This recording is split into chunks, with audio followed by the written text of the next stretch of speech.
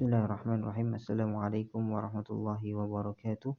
Alhamdulillahirabbil alamin. Wassalatu wassalamu ala asyrafil anbiya'i wal mursalin sayyidina wa nabiyyina Muhammadin wa ala alihi washabbihi ajma'in. Alhamdulillah. Hari ini insyaallah saya akan menjelaskan tentang salah satu slide yang kami buat ya, mengenai dasar-dasar paradigma dalam ekonomi Islam ya. Islamic Economic Basic Paradigm, dan ini adalah salah satu tugas kami ketika akan melakukan micro teaching di salah satu perguruan tinggi di Pekanbaru. Dan insyaallah saya akan menjelaskan tentang dasar-dasar daripada paradigma ekonomi Islam. Kenapa ini penting? Karena ketika kita belajar tentang ekonomi Islam, mau tidak mau kita harus paham atau kita harus mengetahui ya dasar-dasar pemikiran daripada ekonomi Islam itu sendiri. Kenapa? Ini agar kita paham apa perbedaan daripada ekonomi Islam dengan ekonomi selain Islam. Nah, itu yang pertama. Yang kedua, apa ciri khas daripada ekonomi Islam? Ketika ada penampakan dari praktik-praktik ekonomi di tengah masyarakat, kita tidak hanya bisa menghukuminya secara baik, namun kita tahu dan kita paham dari mana asal muasal konsep itu muncul ya. Karena memang ketika kita membahas ekonomi Islam tentu tidak bisa tidak bisa dipisahkan daripada rahim Islam itu sendiri. Baik, kita akan membahas beberapa hal ya. Pertama, bahwasanya Islam tidak hanya sebuah agama, tapi dia juga sebuah worldview atau cara pandang terhadap kehidupan ya, pandangan hidup. Kemudian kita akan bahas tentang scope of Islam atau ruang lingkup daripada Islam. Kemudian legal source of Islam atau sumber hukum daripada Islam itu sendiri. Karena setiap sistem, setiap pemikiran ya, setiap ideologi itu memiliki sumber berpikir mereka, dan Islam juga memiliki sumber ya, khususnya dalam penggalian hukum dalam aktivitas ekonomi, maka Islam memiliki sumber hukum. Kemudian dilanjutkan dengan bagaimana dasar-dasar atau paradigma berpikir ya, pendekatan paradigma berpikir yang dilakukan oleh para ekonom-ekonom muslim dalam membangun ilmu ekonomi Islam. Kemudian dilanjutkan dengan muamalah, konsep muamalah, karena ekonomi itu tidak bisa dilepaskan daripada konsep muamalah. Dan yang terakhir sedikit mungkin teman-teman di rumah atau yang menonton atau yang melihat video ini ingin melatih atau ingin lebih mendalami tentang konsep ini, silakan untuk melakukan assignment ya di bagian akhir daripada slide ini nantinya. Baik, yang pertama, Islamic worldview atau pandangan hidup Islam ya. Jadi Islam itu merupakan standar daripada sudut pandang kita terhadap kehidupan ya. Dia adalah standar kita melihat kehidupan. Nah, Islam itu tidak hanya agama ritual, akan tetapi dia juga merupakan ilmu dan juga merupakan sistem ya, yang lahir daripada pandangan hidup Islam, Islamic worldview. Dalam istilah para pemikir muslim ada yang mengistilahkannya dengan mabda atau ideologi. Ada yang mengistilahkannya dengan nadhariyah al-islamiyah ya, pandangan hidup Islam ya. Ada yang mengistilahkannya dengan nadhariyat ya, al-islamiyah ya. Kemudian ada yang mengistilahkannya dengan tasawur ya, tasawur al-islami. Nah, jadi macam-macam pemikir Islam itu mengistilahkan Islam sebagai pandangan hidup.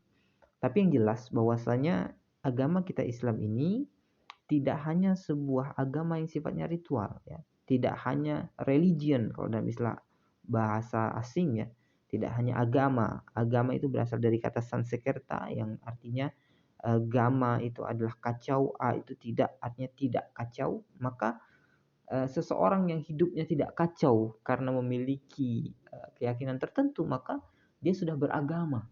Nah, definisi ini belum komprehensif, definisi ini belum sempurna. Ada yang mengatakan religion ya, religier. Nah, ini juga tidak sempurna. Ada yang mengatakan bahwasanya Islam itu sebagai belief, kepercayaan, keyakinan terhadap sesuatu. Ini benar, tapi belum sempurna juga. Ya.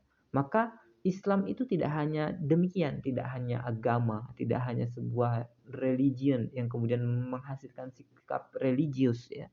Tidak hanya sebuah keyakinan, basic belief terhadap sesuatu, tapi dia adalah worldview. Tapi dia adalah worldview atau pandangan hidup atau ideologi, ya. Nah, pandangan hidup inilah yang menentukan perspektif seseorang terhadap sesuatu. Dengan kata lain, ini menentukan bagaimana kita sebagai manusia itu melihat, ya, sebuah permasalahan dalam kehidupan kita. Nah, ini pentingnya sudut pandang, teman-teman. Ketika kita melihat misalnya seseorang yang lewat di depan kita, maka sudut pandang kita terhadap orang tersebut ini akan menentukan cara kita bersikap. Kalau kita melihat orang itu adalah biasa saja atau mungkin orang itu tidak kita kenal, maka otomatis kita ya bersikap biasa saja. Mungkin malah tidak menegur, ya. Atau tidak ada perasaan apa-apa, tidak ada persepsi apa-apa, pemahaman apa-apa, pandangan apa-apa terhadap orang tersebut. Tapi kalau misalnya kita paham siapa dia, kita kenal siapa dia, mungkin kita punya hubungan kedekatan dengan dia, yang kita mempunyai persepsi dan pemahaman dan pandangan tentang orang tersebut, maka tentu cara kita bersikap pun akan berbeda. Ya, apalagi misalnya kita lihat itu adalah idola kita kan, nah, ini pasti sikap kita akan berbeda pula. Nah, inilah pentingnya worldview. Nah, ini juga worldview ini apabila dia dimiliki oleh sekelompok orang tertentu, maka dia akan menentukan sebuah peradaban yang terbentuk di tengah orang-orang tersebut, ya.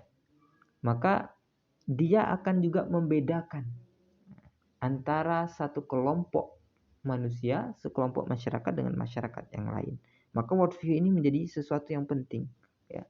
Worldview Barat dengan sekularismenya, pemisahan agama dari kehidupan, dengan liberalismenya, kebebasan dalam kehidupan, ya, maka akan menghasilkan cara hidup yang berbeda dengan orang-orang yang mungkin memiliki worldview Islami misalnya, memiliki pandangan yang terikat kepada nilai-nilai yang Islami misalnya, maka akan berbeda cara hidupnya. Para pemuda yang memiliki standar kebebasan dengan para pemuda yang memiliki standar hidup Islam, maka dia akan bersikap berbeda dalam pergaulannya, dalam interaksinya dengan manusia dan lain sebagainya. Nah, itulah mengapa disebutkan oleh para ahli, maka worldview atau mabda, ya, atau nazariyah al-islamiyah atau tasawur al-islami ini menentukan hal-hal penting. Yang pertama, dia menjadi motor pada perubahan sosial.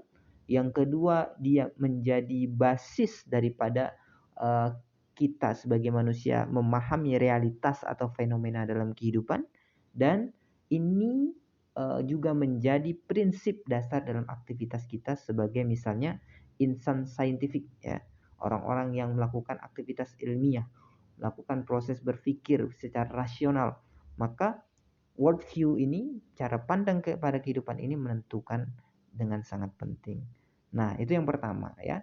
Jadi Islamic worldview, Islam bukan hanya agama ritual, tapi dia sebuah pandangan hidup yang kemudian menentukan bagaimana cara kita hidup, menentukan pola kehidupan kita, dan membedakan kehidupan kita dengan kehidupan orang lain, atau kehidupan kelompok lain, atau kehidupan komunitas masyarakat lain yang memiliki pandangan hidup yang berbeda dengan kita. Maka penting untuk menempatkan itu. Maka nanti ekonomi Islam ini, jika dia dibangun dengan standar, ya, cara pandang Islam, maka dia akan memiliki bangunan keilmuan, sistem ekonomi yang berbeda dengan ekonomi-ekonomi yang lainnya yang dibangun dengan cara pandang kehidupan yang berbeda pula daripada cara pandang kehidupan Islam.